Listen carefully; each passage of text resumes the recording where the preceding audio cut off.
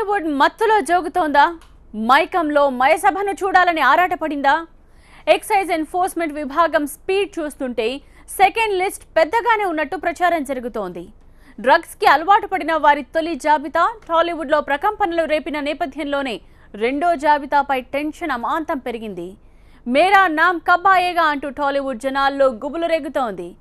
ఎప్పుడు ఎవరి పేరు బయటకు వస్తుందో, ఎప్పుడు ఎవరికి నోటీస్ వస్తుందో అన్న భయం వెంటాడుతోంది. అయితే ఇప్పటికే నోటీసులు అందుకున్న వారు మాత్రం తమకు సంబంధం లేదంటున్నారు.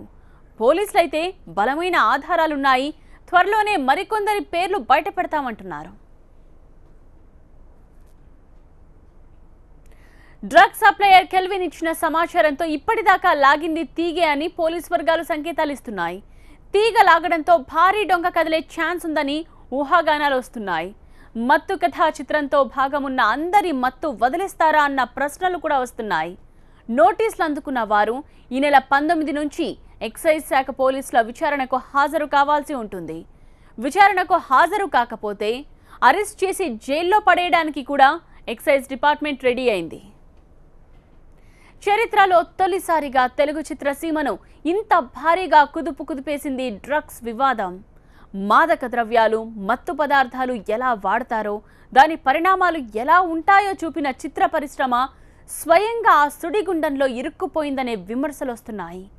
ఈ పరిస్థితుల్లో పోలీసుల యాక్షన్ ప్లాన్ ఎంత పగడ్బందీగా ఉందనేది ఆసక్తికరంగా మారింది. హై ప్రొఫైల్ కేసు కావటంతో పోలీసులు ఎక్కడా ఛాన్స్ తీసుకోవటం లేదు. తాము డ్రగ్స్ తీసుకోలేదని, తమకు కెల్విన్ ఎవరో తెలియదని సినీ ప్రముఖులు వ్యాఖ్యానించిన నేపథ్యంలో ఎక్సైజ్ శాఖ లోతుగా ఈ అంశంగా దర్యాప్తు చేసినట్టు ప్రచారం జరుగుతోంది. తమ దగ్గర పక్కా ఆధారాలున్నాయని అంటోంది అకూర్ సబ్రవాలన్ టీం. ఎవరెవరు మత్తులో ఊగారో, తూగారో, ఎవరెవరు ఏం చేశారో తమ దగ్గర ఫోటోలు, వీడియోల వంటి ఆధారాలున్నాయన్నది పోలీసులు చేస్తున్న వాదన. డ్రగ్స్ తీసుకున్నారనే ఆరోపణల మీద నోటీసులు జారీ చేసిన వారికి విచారణ ఎలా ఉండబోతోందన్నది ఇప్పుడు కీలకంగా మారింది. నోటీసులు అందుకున్న వారు 19వ తేదీ నుంచి విచారణకు హాజరు కాబోతున్నారు. వీరిలో ఒక్కొక్కరికి ఒక్కో తేదీని కేటాయించినట్టు సమాచారం.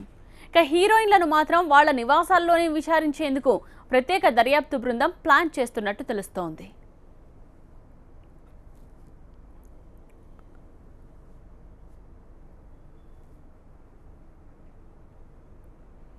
మరోవైపు నోటీసులు అందుకున్న సినీ ప్రముఖులు కూడా రంగం సిద్ధం చేసుకుంటున్నారు.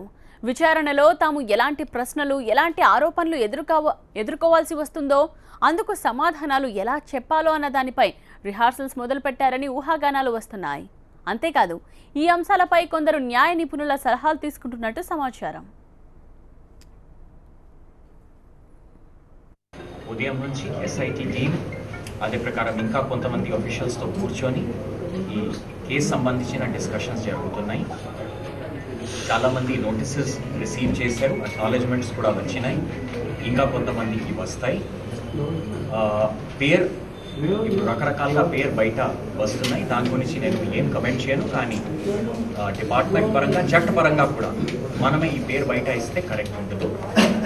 నా రిక్వెస్ట్ అంటే దీనికి ఈ ఇన్వెస్టిగేషన్కి మన కరెక్ట్ ప్రొసీజర్లో తీసుకోకపోతే రిక్వెస్ట్ దీనికి సెన్సేషనలైజ్ చేయకుండా కరెక్ట్ పిక్చర్ ప్రజెంట్ చేస్తే బాగుంటుంది. చాలామంది చెప్తున్నారు అరెస్ట్ అవి అని, కరెక్ట్ లేదు అండి. నేను మళ్ళీ రిక్వెస్ట్ చేస్తున్నాము, అలాంటి నేను ఏ మాట చెప్పలే, ఈ మాట బయట వెళ్ళలే. సో దయచేసి మీ అందరికీ రిక్వెస్ట్, ప్లీజ్ కోఆపరేట్.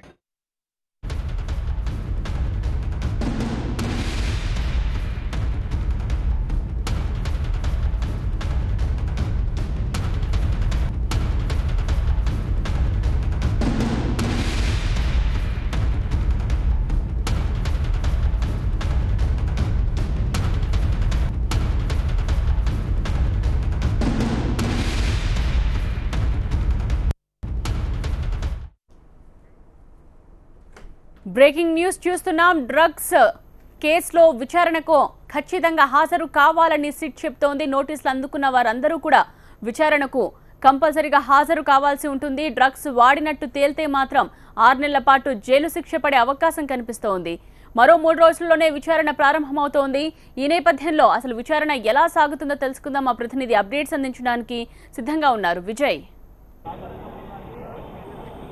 ప్రస్తుతం మనం ఎక్సైజ్కి సంబంధించినటువంటి నోటీస్లో ఇచ్చినటువంటి సెక్షన్ అయితే ఉందో అది ఎన్డీపీఎస్ యాక్ట్ ద్వారా ఉంది. ఎన్డీపీఎస్ యాక్ట్లో కొన్ని ప్రొవిజన్స్ ఉన్నాయి. దాంట్లో చాలా స్పష్టంగా చెప్తున్నారు, ఖచ్చితంగా ఎవరైతే వ్యక్తిగతంగా విచారణకు హాజరు కావాలి నోటీసులు అందుకున్న వారు.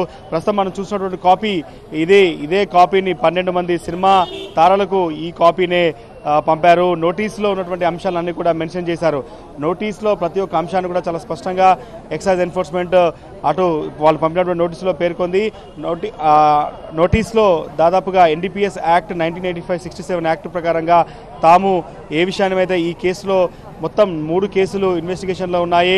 ఒకటి బాలానగర్ పోలీస్ స్టేషన్ నిమిషం కావచ్చు, నాంపల్లి, చార్మినార్, ఈ 3 పోలీస్ స్టేషన్లకు సంబంధించినటువంటి వాటిలో ఈ ఎన్డీపీఎస్ యాక్ట్ కింద ఉన్నటువంటి ఈ యొక్క కేసులో మీరు విచారణకు హాజరు కావాల్సి ఉంటుంది.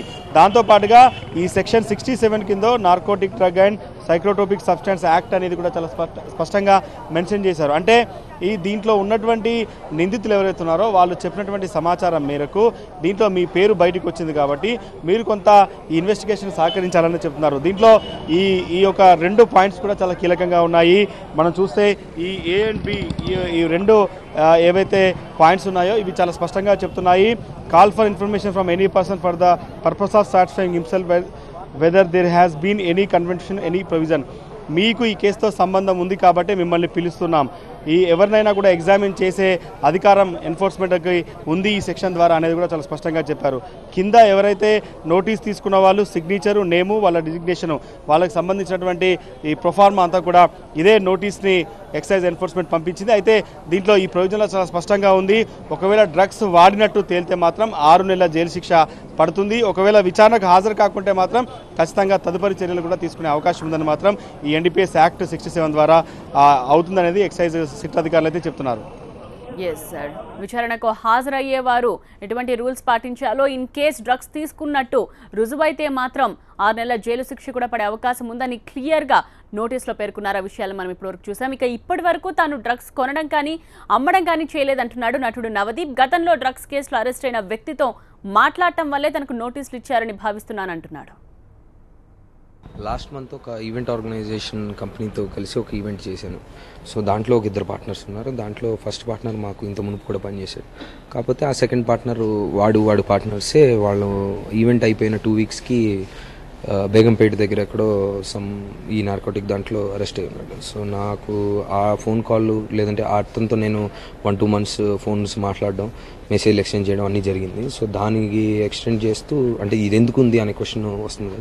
సో అది that I think is the call for.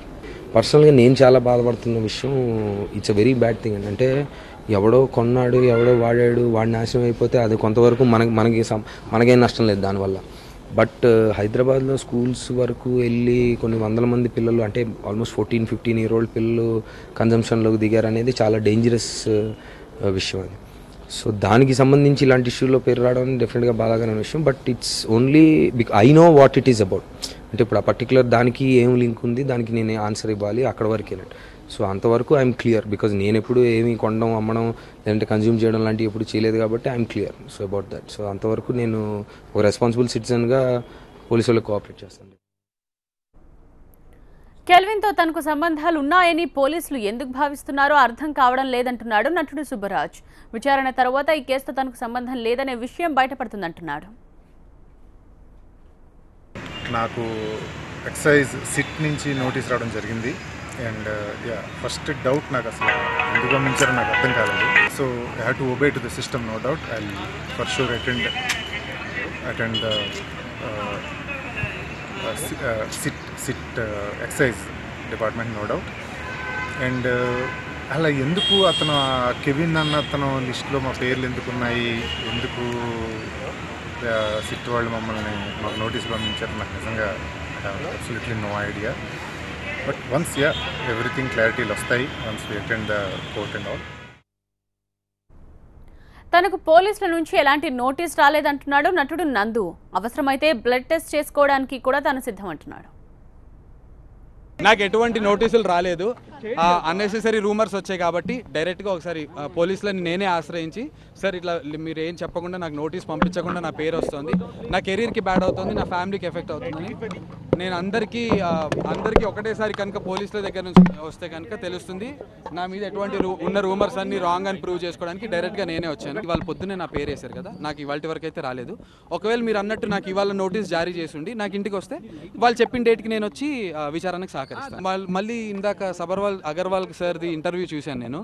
చూస్తే మేము నిన్నటి వరకు నోటీసులు జారీ చేసిన వాళ్ళని 19th రమ్మన్నాం అన్నారు. మేము ఇంకెవరికి చేయలేదు అని చెప్పి క్లియర్గా చెప్పారు. ఇప్పుడు నోటీస్ వచ్చింది అనుకోండి, మీరు అన్నారు కదన్న, ఒకవేళ మనకి వాళ్ళు పంపించారు 2 days పడుతుంది, 2 days పట్టాక మనల్ని రమ్మన్నారు అనుకోండి, నేను దాన్ని ఎలా ఎదుర్కోవాలి? నాకు ఓన్లీ ఉన్న సోర్స్ నేను చేయలేదని నోరుతో చెప్పడం కాదు, ఇది చేస్తే మనకి బ్లడ్లో ఉంటుంది. సో నేను బ్లడ్ టెస్ట్ చేయించుకోవడానికి గుమ్మడికాయ దొంగ ఎవరు అంటే భుజాలు తడుముకున్నట్టు అని ఇప్పుడు అంటున్నారు. నేను కనుక తడుముకోకపోతే కాముగా ఉన్నాడంటే వీడు నిజంగానే చేశాడని కూడా అన్నారు పొద్దున్నాను. నాకు ఏం చేయాలో ఇప్పుడు నేను చిన్నపిల్లడినే, నాకు ఏం చేయని పరిస్థితి. పోలీసులను ఆశ్రయించి డైరెక్ట్గా మనం ఆన్సర్ తీసుకోవాలని వచ్చాను.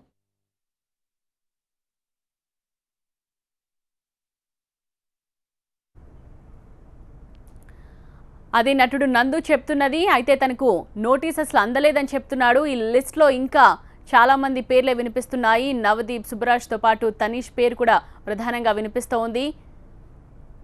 వీరందరూ కూడా విచారణకు హాజరు కావాల్సి ఉంటుందని సిట్ చెప్తోంది. మరి 19వ తేదీ నుంచి విచారణ మొదలు కావాల్సి ఉంది. 19వ తారీఖు నుంచి ఎవరెవరు విచారణకు వెళ్తారో చూడాలి. ఇక తాత్కాలిక ఆనందం కోసం డ్రగ్స్ వాడితే జీవితాన్ని శాశ్వతంగా నాశనం చేస్తుందంటున్నాడు సీనియర్ నటుడు రాజేంద్ర ప్రసాద్. యువ నటులు కొంతమంది దీనికి అలవాటు పడుతున్నారని, ఇది మంచిది కాదని అన్నారు. డ్రగ్స్ అనేది మీరు ఇంతకుముందు ఎక్స్పీరియన్స్ కానీ ఇప్పటి వరకు జరిగిన ఎక్స్పీరియన్స్ తీసుకున్నా ఫస్ట్ క్లాస్ ఆర్టిస్ట్లో ఎవరిలోనూ ఇలాంటిది ఉండదండి. ఈ 2nd grade 3rd grade frustrate అయిపోయి, అంటే వాళ్ళు ఒకటి ఊహించుకుంటారు, జీవితంలో నేను ఒకటి అవ్వాలనుకున్నాను, అది అవ్వకపోతే నాకు ఫ్రస్ట్రేషన్ తీసుకుంటే ప్రయోజనమే ఉంది. ఒకటి అవ్వాలనుకుంటే దానికి ఏమి చేస్తే అవుతామో అది చేయాలి. కానీ ఈ ఈ పిచ్చి రూట్లకి మారిపోవడం అనేది మంచిది కాదు. మరి ముఖ్యంగా ఇప్పుడు వచ్చే యంగ్ బ్యాచ్కి, ఈ కుర్ర బ్యాచ్ అందరికీ కూడా నా వల్ల వీలైనంత వాళ్ళకి కౌన్సిలింగ్ చేయటం అనేది, నాకు కొంచెం కౌన్సిలింగ్ అలవాటు కాబట్టి, అంటే మన సినిమాలో చూస్తే మీకు తెలుస్తుంది ఎలా నవ్విస్తాం, ఎలా ఆనలుగు ఎలా ఆలోచింపు చేస్తాం, ఇవన్నీ కౌన్సిలింగ్ అంటాం. వాటిని అన్నింటినీ పెళ్లి పుస్తకంలో పెళ్లిల గురించి ఎలా కౌన్సిలింగ్ చేస్తాం. ఈ విధంగానే డ్రగ్స్ అనేది తాత్కాలికమైన ఆనందం అని ఎవరన్నా ఫీల్ అయితే కనుక అది పర్మనెంట్ జీవిత నాశనం. హాయిగా పక్కన నవ్వించండి, దాని కిక్ ముందు వేరే కిక్ ఎందుకు పనికి వస్తుందండి? కిక్ అంటే నాకు తెలిసిన కిక్ మిగతా మీ అందరు నవ్వించండి, అది ఇందులో కిక్ ఉంది. కానీ డ్రగ్స్ ని ఎలా అరికట్టాలని దానిపై ఆలోచించాల్సిన సమయం ఇదే అంటున్నారు నటి దర్శకురాలు జీవిత. సీనియర్ ఇండస్ట్రీలో క్రమశిక్షణ లేని వారికి, డ్రగ్స్ అలవాటు పడిన వారికి చోటు లేదంటున్నారు.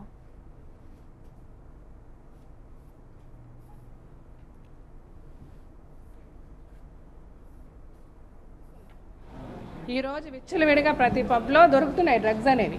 ఇది మరి ఇంతకుముందు తెలియలేదు ఎవరికి, ఈరోజే తెలిసిందా? ఇక్కడ మనం మాట్లాడుకోవాల్సింది దీనిని ఎలాగ అరికట్టాలి, దీన్ని ఎలాగ ఇండస్ట్రీ కూడా, అంటే film industry plays a very important role in the society. కాబట్టి ఇండస్ట్రీ కూడా ఏ విధంగా దీనికి సపోర్ట్ చేయగలగాలి, ఏ విధంగా మనని ప్రాపగాండా చేయాలి, దీని గురించి ఏ విధంగా అవేర్నెస్ తీసుకురావాలి. ఈరోజు మనం ఎక్కువ ఆలోచించాల్సింది పిల్లలు. స్కూల్స్లో డ్రగ్స్ అమ్మబడుతున్నాయి, పిల్లలు డ్రగ్స్కి లోబడిపోయి ఎంతోమంది జీవితాలు నాశనం అయిపోయి, అదే ఆలోచించాలి. ఆ పిల్లల పరిస్థితి ఏంటో ఆలోచించాలి. మన పిల్లలు